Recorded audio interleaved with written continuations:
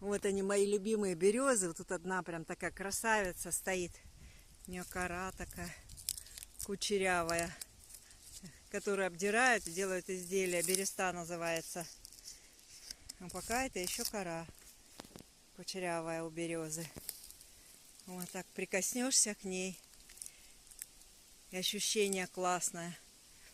Так, а если мы возьмем и так вот к ней прислонимся, ощущение, кайф.